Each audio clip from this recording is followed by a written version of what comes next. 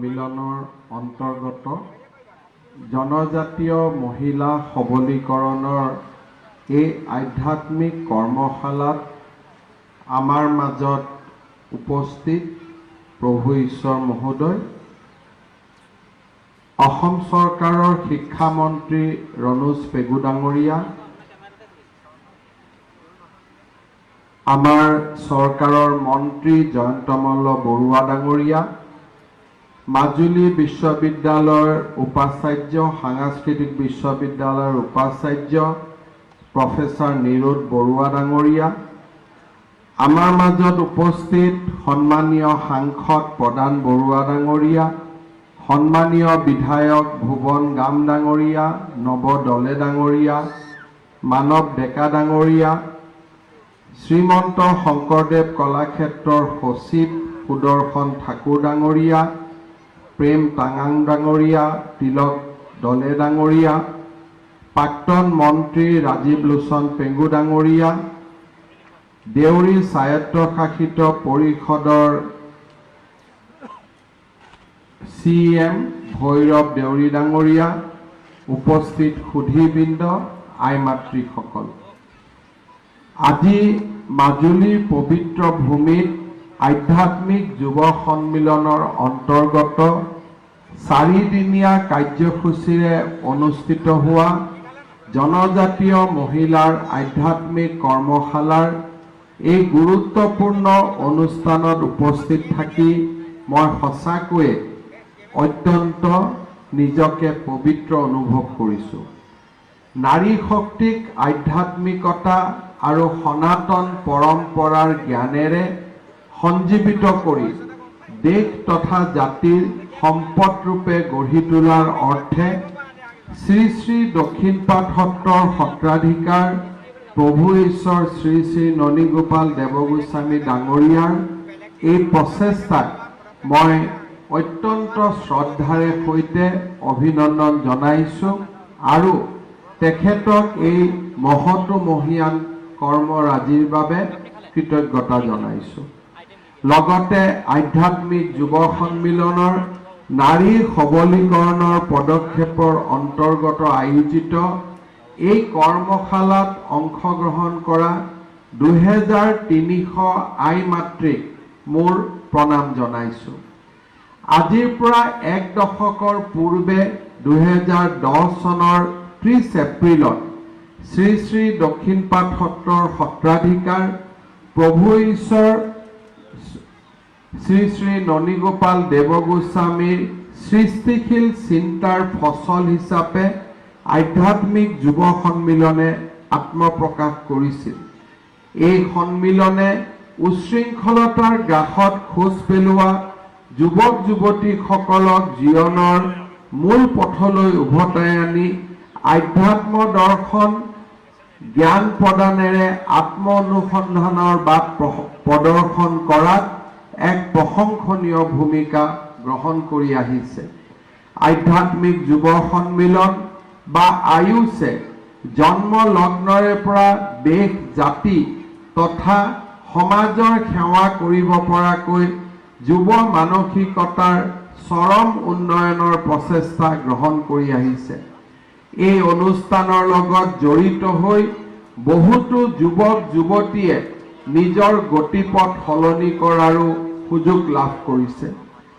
দেহ আত্মা আৰু পৰমাত্মাৰ পৰিচয়েৰে মনক স্থিৰ কৰিব পৰাকৈ 45 বছৰৰ অনুৰ্ধৰ যুৱক যুৱতী তথা পুৰুষ মহিলাক সামৰি লৈ এখন মঞ্চত শাৰীৰিক আৰু মানসিক উৎকৰ্ষ সাধনৰ শিক্ষা প্ৰদানৰ যি পদক্ষেপ লৈ অহা হৈছে সেয়া নিঃসন্দেহে শলাগিবলগীয়া। আত্ম অনুসন্ধানৰ অনন্য প্ৰয়াস হিচাপে প্ৰতিষ্ঠা কালৰে পৰা এই সন্মিলনৰ একোখন মঞ্চতে জাতি বৰ্ণ ধৰ্ম নিৰ্বিশেষে সকলো শ্ৰেণীৰ হাজাৰ হাজাৰ প্ৰশিক্ষাৰ্থীক আধ্যাত্মিকতা আৰু আত্মনিৰ্ভৰশীলতাৰ বিভিন্ন দিশৰ প্ৰশিক্ষণ প্ৰদান কৰা হৈছে। মই জানি সঁচাকৈয়ে আনন্দিত যে আধ্যাত্মিক যুৱ সন্মিলনৰ উদ্যোগত বৰ্তমানলৈকে দক্ষিণপাট সত্ৰ, গুৱাহাটী বিশ্ববিদ্যালয়, শিৱসাগৰ, দুলীয়াজান, উত্তৰ লখিমপুৰকে ধৰি ৰাজ্যৰ বিভিন্ন প্ৰান্তত আৱাসিক কৰ্মশালাৰ আয়োজন কৰা হৈছে। এই পৰ্যন্ত প্ৰায় 30,000ৰো অধিক যুৱক যুৱতীক প্ৰশিক্ষণ প্ৰদান কৰা হৈছে। প্ৰশিক্ষণ কালত বিভিন্নজন সমল ব্যক্তিৰ দ্বাৰা ব্ৰহ্ম বন্দনা, যোগ, প্ৰাণায়াম, জ্ঞান ধাৰণা, নৈতিক শিক্ষা, আধ্যাত্মিক শিক্ষা, গীতাৰ আধ্যাত্ম দৰ্শন, সাংস্কৃতিক শিক্ষা আদি প্ৰদান কৰা হৈছে। ইয়াৰ উপৰিও এই সন্মিলনে বিনামূলীয়া চিকিৎসা শিবিৰ, চিকিৎসাৰ লগত জড়িত আলোচনা চক্ৰ আদি আয়োজন কৰি বিভিন্ন জনকল্যাণমূলক পদক্ষেপ সময়ে সময়ে গ্ৰহণ কৰি আহিছে। 2018 চনত জখলাবন্ধাত আয়ুষ পাব্লিক স্কুল নামে আয়ুষৰ অধীনত বৈষ্ণৱ বৃন্দৰ অহো পুৰুষাৰ্থত এখনি ইংৰাজী মাধ্যমৰ বিদ্যালয়ো স্থাপন কৰা হৈছে। 2020 চনত আয়ুষ শৈক্ষিক ন্যাস গঠনৰ পাছত যোৰহাট ছটাই নতুন সত্ৰত আয়ুষ ফাৰ্মাচী ইনষ্টিটিউট নামে এখন ভেষজ বিদ্যাৰ ডিপ্ল'মা কলেজৰ কামো আৰম্ভ কৰা হৈছে। ফাৰ্মাচী কাউন্সিল অৱ ইণ্ডিয়াৰ মান্যতা লৈ 2022 চনৰ জানুৱাৰী মাহত শ্ৰীমন্ত শংকৰদেৱ স্বাস্থ্য বিজ্ঞান বিশ্ববিদ্যালয়ৰ অধীনত এই ইনষ্টিটিউটে পাঠদানৰ অনুমোদন লাভ কৰিছে। আয়োজক সমিতিৰ তৰফৰ পৰা মোক জনোৱা হৈছে যে বৰ্তমান আয়ুষৰ বাৰ্তা ৰাজ্যৰ বাহিৰতো বিয়পি পৰিছে। অসমৰ উপৰিও অৰুণাচল, মণিপুৰ, মেঘালয়তো আয়ুষৰ শাখা সমিতি গঠন কৰা হৈছে। বৰ্তমানলৈকে 131খন শাখা সমিতিয়ে ন চিন্তাৰে আয়ুষৰ অনন্য যাত্ৰা অব্যাহত ৰাখিছে। নাৰী শক্তিক সমৃদ্ধ কৰাৰ লক্ষ্যৰে আধ্যাত্মিক যুৱ সন্মিলনে 2023 বৰ্ষটো নাৰী সবলীকৰণৰ বৰ্ষৰূপে উদযাপন কৰিছে। ইয়াৰ অংশ হিচাপে মাৰ্চ আৰু এপ্ৰিল মাহত 3টাকৈ কাৰ্যসূচী ক্ৰমে শ্ৰী শ্ৰী দক্ষিণপাট সত্ৰ, লখিমপুৰৰ পানীগাঁও আৰু ঘিলামাৰাত অনুষ্ঠিত কৰা হৈছে। নাৰী সবলীকৰণৰ চতুৰ্থটো কাৰ্যসূচী 9 জুনৰ পৰা আজিলৈ জেংৰাইমুখত অনুষ্ঠিত হৈছে। 2300 গৰাকী জনজাতীয় মহিলা প্ৰশিক্ষাৰ্থীৰ অংশগ্ৰহণেৰে এই কাৰ্যসূচী একক অনন্য অনুষ্ঠানলৈ পৰিণত হৈছে। বিভিন্ন জাতি জনগোষ্ঠীৰ মাজত আধ্যাত্মিক দৰ্শন আৰু সমন্বয় সম্প্ৰীতি সুদৃঢ় কৰি সকলোৰে হাতে হাত ধৰি যোৱাৰ এই প্ৰয়াস সঁচাই অনন্য। এই মহৎ প্ৰচেষ্টাৰ বাবে মই পুনৰ এবাৰ শ্ৰী শ্ৰী দক্ষিণপাট সত্ৰৰ প্ৰভু ঈশ্বৰ আৰু সন্মিলনৰ কৰ্মকৰ্তাসকলক আন্তৰিক ধন্যবাদ আৰু কৃতজ্ঞতা জনাইছো। নাৰী শক্তি আমাৰ সৃষ্টিৰ সৈতে জড়িত। সৃষ্টিৰ আৰম্ভণি নাৰীৰ শক্তিয়েদি আৰম্ভণি হৈছিল আৰু নাৰীক ভাৰতৰ সনাতন সভ্যতাই আদি শক্তিৰূপে সদায় পূজা কৰি আহিছে। মা কামাখ্যাই হওক, মা বৈষ্ণদেৱীয়ে হওক, মা কালীয়ে হওক, মা লক্ষ্মীয়ে হওক, মা সৰস্বতীয়ে হওক, সনাতন হিন্দু ধৰ্মৰ আটাইতকৈ উৎকৃষ্টতম আৰু সৰ্বোত্তম আসনত আদি শক্তিৰূপে মা সদায়ে স্থিতমান হৈ আহিছে। আমি বিশ্বাস কৰোঁ যে এই জগতৰ আদি, এই জগতৰ পালন আৰু এই জগতৰ সংঘাৰ, এই সমস্ত প্ৰক্ৰিয়াৰ সৈতে আদি শক্তি জড়িত হৈ আছে। ভাৰতৰ সভ্যতা সংস্কৃতিত গাৰ্গী, মৈত্ৰেয়ী, অদিতি, আত্ৰেয়ীকে ধৰি বিভিন্ন নাৰীয়ে জ্ঞান আৰু প্ৰজ্ঞাৰ জৰিয়তে ভাৰতৰ সনাতন সংস্কৃতিক উজ্বলাই থৈ গৈছে। স্বামী বিবেকানন্দই কৈছিল যে নাৰীৰ উচিত মৰ্যাদা হলেহে এখন ৰাজ্যই, ৰাষ্ট্ৰই মহত্ব লাভ কৰিব পাৰে। স্বামী বিবেকানন্দৰ ভাষাত নাৰী হল ৰাষ্ট্ৰৰ নয়নৰ মণি। ৰাষ্ট্ৰৰ এই নয়ন পদ্ম সমৃদ্ধ হলে সমগ্ৰ ৰাষ্ট্ৰ সমৃদ্ধ হ'ব।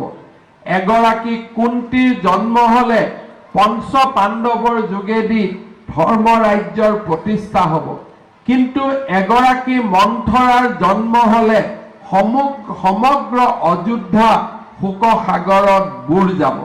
সেয়েহে সনাতন পৰম্পৰাৰ প্ৰথিত জ্ঞান আৰু দক্ষতাৰে সমৃদ্ধ নাৰী শক্তিৰ মাধ্যমেদি সবল দেশ আৰু আমি জাতি গঢ়িব লাগিব। আমি সকলোৱে জানো মহাপুৰুষ শ্ৰীমন্ত শংকৰদেৱে হওক, দেৱ দামোদৰেই হওক, মহাপুৰুষ মাধৱদেৱেই হওক, আমাৰ বৈষ্ণৱ সাহিত্য সংস্কৃতি আৰু ধৰ্ম নাৰীৰ যি এক উচ্চ স্থান তাক তেখেতসকলে ৰাইজৰ আগত দাঙি ধৰিছে। যিখন সমাজত মহাপুৰুষ শ্ৰীমন্ত শংকৰদেৱৰ সময়ত নাৰীৰ মাজত শিক্ষাৰ পোহৰ পৰা নাছিল, যি সময়ত নাৰী মুক্ত নাছিল, সেই সময়ত মহাপুৰুষ শ্ৰীমন্ত শংকৰদেৱ গুৰুজনাই তেৰাৰ অনুপম সৃষ্টি নাটক আৰু কাব্যত নাৰী চৰিত্ৰ অংকন কৰিছিল। গুৰুজনাৰ ৰচনাৰাজিত উজলি উঠা নাৰী চৰিত্ৰসমূহ আছিল বিচিত্ৰ আৰু মনোগ্ৰাহী। তেৰাৰ সুদক্ষ আৰু সুনিপুণ হাতৰ পৰশত সৃষ্টি হোৱা ৰুক্মিণী, দৈৱকী, যশোদা, ৰাধা, শশী, সত্যভামাকে ধৰি কেইবাগৰাকীও নাৰীৰ চৰিত্ৰ গৰিমাময় চৰিত্ৰৰূপে অসমীয়া সাহিত্যৰ ইতিহাসত সদায় জিলিকি আছে। নাৰীয়ে পুৰুষে হৈবা একামতি, তেবেছে সিজিব হৰিত ভকতি। এই বাণী মহাপুৰুষ শ্ৰীমন্ত শংকৰদেৱে আমাক দি থৈ গৈছিল।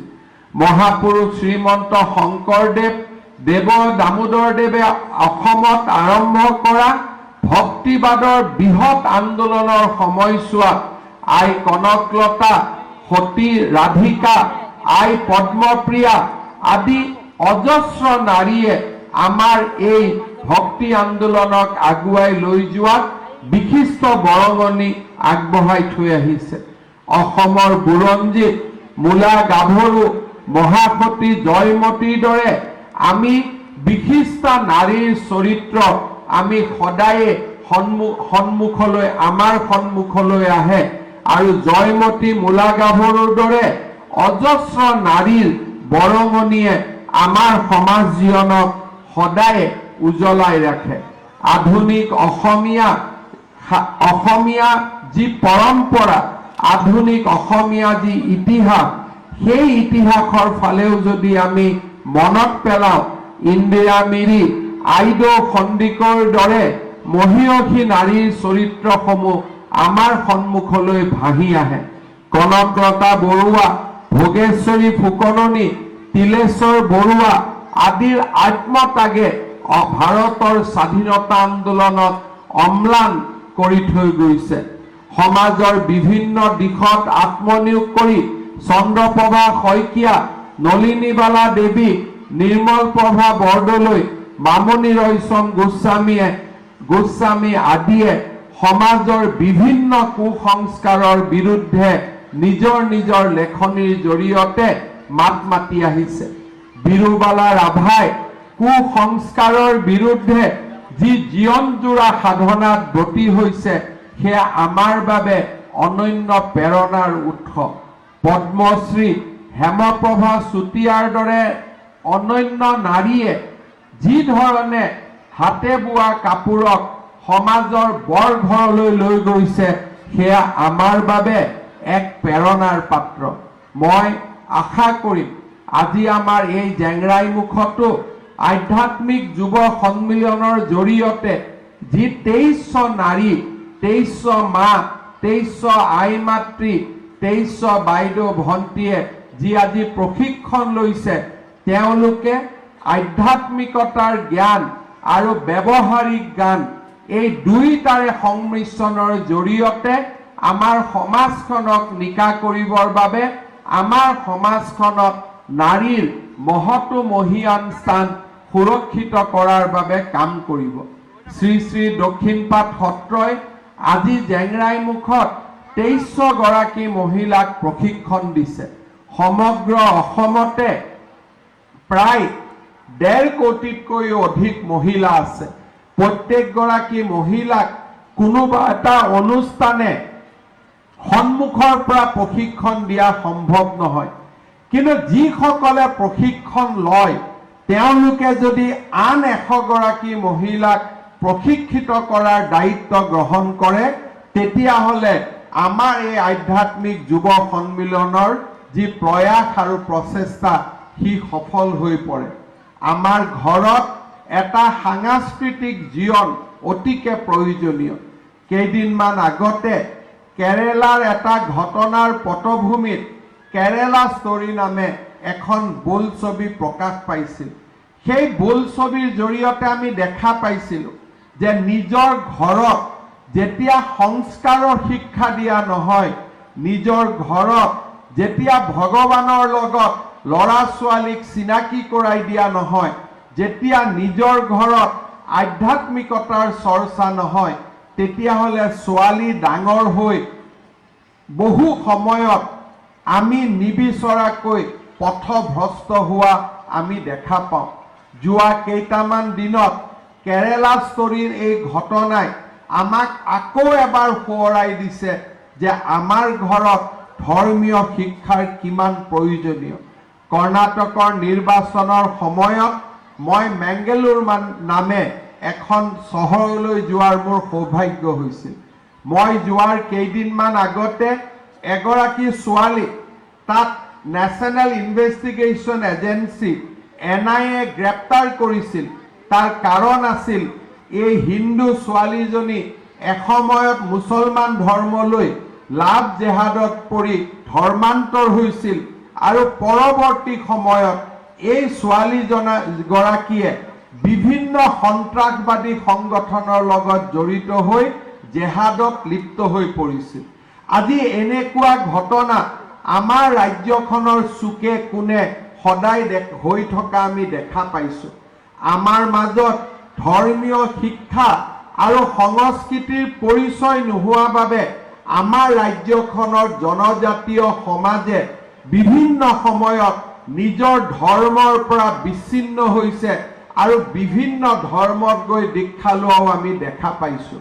মই বিশ্বাস কৰোঁ প্ৰকৃতিৰ অনন্য উপাসনাৰে আমাৰ যি জনজাতীয় লোকসকলৰ ধৰ্মীয় বিশ্বাস, সেই ধৰ্মীয় বিশ্বাস প্ৰকৃতিৰ লগত একেলগে যুঁজ দিয়াৰ, প্ৰকৃতিৰ লগত একেলগে জীয়াই থকাৰ এক জীৱনজোৰা সংস্কাৰ। এনে অনন্য সুন্দৰ ধৰ্মীয় শিক্ষাক এৰি থৈ আমি যেতিয়া পশ্চিমৰ দেশৰ ধৰ্মক আদৰি ল'বলগীয়া হয় তেতিয়াহ'লে এটাই কথা আমি মনত পেলাম যে এটা সময়ত আমি আমাৰ সংস্কৃতি হেৰুৱাই পেলাম, এটা সময়ত আমি আমাৰ ভৰিৰ তলৰ মাটি হেৰুৱাই পেলাম। মই বিশ্বাস কৰোঁ যে জনজাতীয় মহিলাসকলৰ এই ক্ষেত্ৰত বিভিন্ন দায়িত্ব আছে। আমাৰ জনজাতীয় মহিলাসকলে আমাৰ জনজাতীয় সমাজৰ পৰম্পৰাগত বিশ্বাস, পৰম্পৰাগত ধৰ্মক নিজৰ ঘৰখনত যদি আমি মহিমামণ্ডিত কৰি ৰাখোঁ, সেই ঘৰখন কেতিয়াও কক্ষৰ পৰা আঁতৰি যাব নোৱাৰে। আমাৰ ঘৰত যদি সদায়ে নেদেখাজনক প্ৰাৰ্থনা কৰাৰ এটা নিয়ম আৰম্ভ হয়, সেই ঘৰখনত শিক্ষাৰো পোহৰ হ'ব, সেই ঘৰখনত জ্ঞানৰ অন্বেষণো আৰম্ভ হ'ব। আজি আমি দেখা পাইছোঁ দক্ষিণপাট সত্ৰৰ জৰিয়তে আমাক আমাৰ নিজৰ সংস্কাৰৰ লগত থিয় হৈ নেদেখাজনৰ লগত সম্পৰ্ক স্থাপন কৰি আগবাঢ়ি যোৱাৰ বাবে প্ৰেৰণা যোগাইছে। মই বিশ্বাস কৰোঁ যে আমাৰ নাৰী সমাজে নিজৰ ধৰ্মীয় বিশ্বাসক খামুচি ৰাখি আৰু ঘৰত সংস্কাৰ, আধুনিকতা সকলোৰে এক উচিত অনন্য সমাহাৰৰ জৰিয়তে আমাৰ সমাজখনক আগুৱাই লৈ যোৱাৰ বাবে প্ৰচেষ্টা কৰিব। ধৰ্মীয় চিন্তাৰ লগে লগে আমাৰ নাৰী সমাজক ব্যৱহাৰিক চিন্তাৰো প্ৰয়োজন। এটা সময়ত আছিল যে নাৰীয়ে ঘৰত পাকঘৰত কাম কৰিব আৰু পুৰুষজনে উপাৰ্জন কৰিব। কিন্তু আজি সেই ধাৰণাৰ পৰিৱৰ্তন ঘটিছে। পুৰুষে যেনেকে এখন ঘৰৰ দায়িত্ব লয়, নাৰীসকলেও সমানে দায়িত্ব লোৱাৰ বাবে আগবাঢ়িছে। আজি ৰাজ্য চৰকাৰে যিমান চৰকাৰী চাকৰি দিয়ে, সেই চৰকাৰী চাকৰিত আমি 30% চৰকাৰী চাকৰি ছোৱালীসকলৰ বাবে সংৰক্ষণ কৰিছো আৰু 50%লৈকেও আমি আগুৱাই গৈছো। কাৰণ আমি বিশ্বাস কৰোঁ যে আমাৰ সমাজত 50% স্থান দখল কৰা নাৰীসকলে ধৰ্মীয় জীৱনতো অৱদান আগবঢ়াব লাগিব, সাংস্কৃতিক জীৱনতো অৱদান আগবঢ়াব লাগিব, আমাৰ অৰ্থনৈতিক জীৱনতো আমি অৱদান আগবঢ়াব লাগিব। কেইদিনমান আগতে ভাৰতৰ ৰাষ্ট্ৰপতি দ্ৰৌপদী মুৰ্মুৰ লগত মই তেজপুৰলৈ গৈছিলোঁ।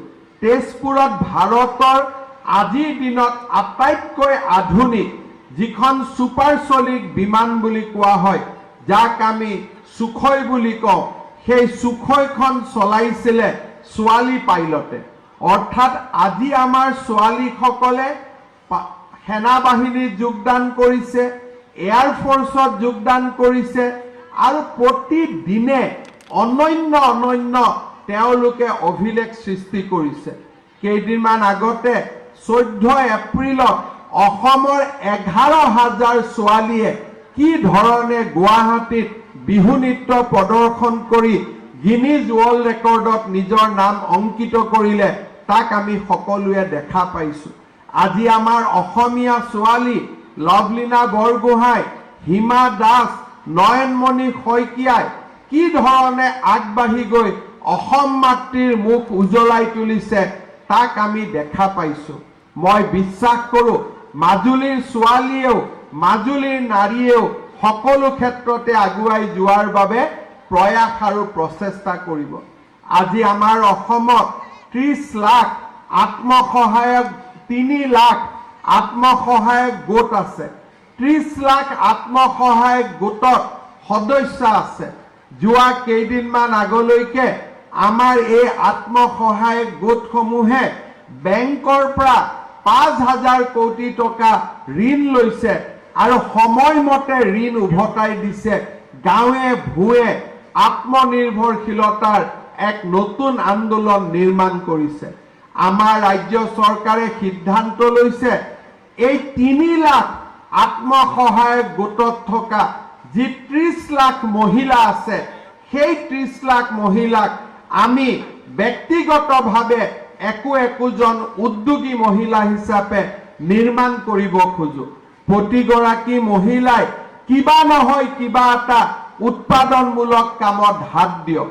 সেইবাবে এইবাৰ আমি সিদ্ধান্ত লৈছো আত্মসহায়ক গোটৰ সদস্য এই 30 লাখ মহিলাকে আমি 10,000 টকাকৈ সাহায্য প্ৰদান কৰিম, যাতে তেখেতসকলে কৰবাত নহয় কিবা এটা উদ্যোগ নিজা প্ৰচেষ্টাত নিৰ্মাণ কৰিব পাৰে। আজি মই আশা কৰোঁ অৰুণোদয় আঁচনিয়ে হওক, মাইক্ৰ' ফাইনেন্সৰ ঋণ ৰেহাইকে হওক বা আত্মসহায়ক গোটৰ মহিলাসকলক আমি যি 10,000কৈ টকা দিয়াৰ বাবে সিদ্ধান্ত লৈছো, এনেবোৰ আঁচনিয়ে আজি অসমৰ মহিলা সমাজৰ মাজত এক আত্মবিশ্বাসৰ মনোভাৱ গঢ়ি তুলিছে। আজি আমাৰ হায়াৰ ছেকেণ্ডেৰী পৰীক্ষাত ফাৰ্ষ্ট ডিভিজন পোৱা ছোৱালীসকলক আমি যি স্কুটি আদি দিছিলোঁ, সিয়েও আমাৰ অসমীয়া ছোৱালীসকলৰ মুখত হাঁহি বিৰিঙোৱা আমি সকলোৱে প্ৰত্যক্ষ কৰিছোঁ। মই বিশ্বাস কৰোঁ যে আমাৰ মহিলাসকলে আধ্যাত্মিকতা, ঘৰৰ সুস্থ জীৱন আৰু তাৰ সমান্তৰালভাৱে অৰ্থনৈতিক উন্নয়ন, এই সকলোবোৰ কামত যেনেকে লক্ষ্মী, সৰস্বতী আৰু মহাকালী একত্ৰিত হৈ মহাশক্তিত পৰিণত হয়, ঠিক তেনেধৰণে আপোনালোকৰ এই কৰ্মৰাজিয়ে আপোনালোকৰ ঘৰখনত এক মহাশক্তিত পৰিণত কৰিব। মই জানো যে আমাৰ বহু সময়ত একোখন ঘৰত মদৰ প্ৰভাৱে একোখন ঘৰ নষ্ট কৰি পেলায় নিজৰ স্বামীক মদ খাবলৈ বাধা দি কিমান আমি সফল হওঁ নহওঁ তাক মই নাজানো কিন্তু মোৰ ল'ৰা ছোৱালীয়ে যাতে মদ নাখায় সেই শিক্ষা এজন মাকে নিশ্চিতভাৱে দিব পাৰে বহুত সময়ত মই মাকসকলক দেখো যে গিৰিয়েক বা স্বামীৰ লগত কাজিয়া কৰি থাকে মদ খোৱালৈ সেই কাজিয়া চলি থাকক আপোনালোকে বাধা দি থাকক কিন্তু তাতকৈ ডাঙৰ কথা নিজৰ ল'ৰা ছোৱালীয়ে দেউতাকতকৈ মাকৰ কথা বেছি শুনে মাকে সৰুৰ পৰা জীৱনত শিক্ষা দিব লাগে যে যাতে কোনো ল'ৰা ছোৱালীয়ে ৰাগিয়াল দ্ৰব্য নিজৰ হাতত ল'ব নোৱাৰে আজি আমাৰ অসমত যুৱক সমাজৰ মাজত মদৰ প্ৰচলন আৰু ড্ৰাগছ আদিৰ প্ৰচলনে আমাৰ যুৱক সমাজক পংগু কৰিছে অসমীয়া নাৰী শক্তিয়ে চৰকাৰৰ লগত একেলগে কাম কৰি যুৱক সমাজৰ মাজৰ পৰা ৰাগিয়াল দ্ৰব্য সেৱনৰ যি অভ্যাস তাক আমি দূৰ কৰিব পাৰোঁ আপোনালোকে এই বিষয়টো কাম কৰিব বহু সময়ত কলেজৰ হোষ্টেলসমূহত আমি যেতিয়া ল'ৰা ছোৱালীক পঠাই দিওঁ আমি তেওঁলোকৰ খবৰ নাৰাখো বন্ধৰ সময়ত তেওঁলোক ঘৰলৈ ঘূৰি আহে আৰু তাৰ মাজত আমি ল'ৰা ছোৱালীৰ খবৰ নলওঁ কেইদিনমান আগতে ইঞ্জিনিয়াৰিং কলেজৰ যি পথ দুৰ্ঘটনা হ'ল তাত কেনেকৈ 7জন ল'ৰা ছোৱালীৰ 7জন ল'ৰাৰ কি ধৰণে অত্যন্ত শোকাবহ পৰিস্থিতিত মৃত্যু হ'ল তাক আমি টিভিত দেখা পাইছোঁ সেইবাবে মই আপোনালোকক আহ্বান জনাম যে নিজৰ পেটৰ ল'ৰা ছোৱালীয়ে কি কৰিছে স্কুলত গৈছে নে নাই যে স্কুলত যোৱাৰ নামত কৰবাত বেলেগ জেগাত গুচি গ'ল কলেজত গৈছে নে নাই নে কলেজত যোৱাৰ নামত আন কৰবাত গুচি গ'ল গধূলি পঢ়িছে নে নাই বা তেওঁলোকৰ লগ সংগ কেনেকুৱা ল'ৰা ছোৱালী কুসংগত পৰিছে নেকি এইবিলাকো চিন্তা আমাৰ মাতৃসকলে ৰাখিব লাগিব কাৰণ এবাৰ যদি ঘৰৰ ল'ৰা বিপথে আগবাঢ়ি যায় তাক ঘূৰাই অনা সম্ভৱ নহয় কিন্তু প্ৰথমৰ পৰাই যদি আমি চকু ৰাখো প্ৰথমৰ পৰাই যদি নিজৰ ল'ৰা ছোৱালীক মৰম কৰোঁ শাসন কৰোঁ আমাৰ ল'ৰা ছোৱালী আমাৰ হাতৰ পৰা কেতিয়া ওলাই যাব নোৱাৰে আজি যদি এই মঞ্চত বহি থকা আমাৰ ব্যক্তিসকলে মন্ত্ৰী বিধায়ক আদি প্ৰভু ঈশ্বৰ সকলো যদি সফল ব্যক্তি হৈছে তাৰ আঁৰত একোজনী মাৰ আত্মত্যাগ লুকাই আছে মাৰ আত্মত্যাগ অবিহনে কোনো ব্যক্তি জীৱনত কেতিয়াও সফল হ'ব নোৱাৰে কিন্তু যেতিয়া মায়ে নিজৰ দায়িত্ব পালন নকৰে সমাজখন কক্ষচ্যুত হ'ব আৰম্ভ কৰে মৰমো কৰিম শাসনো কৰিম ল'ৰা ছোৱালীৰ ওপৰত খবৰ ৰাখিম আৰু যি কাম ল'ৰা ছোৱালীক কৰিব নিদিওঁ সেই কাম মই নিজেও নকৰোঁ তেনে এক সংকল্পৰে আমাৰ সমাজখনক আমি আগুৱাই লৈ যাব লাগিব আজি শ্ৰী শ্ৰী দক্ষিণপাট সত্ৰৰ উদ্যোগত এনেধৰণে কি শিকিছোঁ কি শিকা নাই কিমান ভাল কৰি শিকিছোঁ এয়া পিছৰ কথা কিন্তু ভাল কথা জানিবৰ বাবে ভাল কথা বুজিবৰ বাবে এনেকে 4টা দিন যে আমি আমাৰ জীৱনৰ অমূল্য সময় দিছোঁ সেয়া আটাইতকৈ ডাঙৰ কথা সেইবাবে আজি ইয়াত উপস্থিত হোৱা প্ৰতিগৰাকী বাইদেউ ভণ্টি মালৈ মই আকৌ এবাৰ অভিনন্দন জনাইছোঁ আকৌ এবাৰ শুভেচ্ছা জনাইছোঁ আপোনালোকে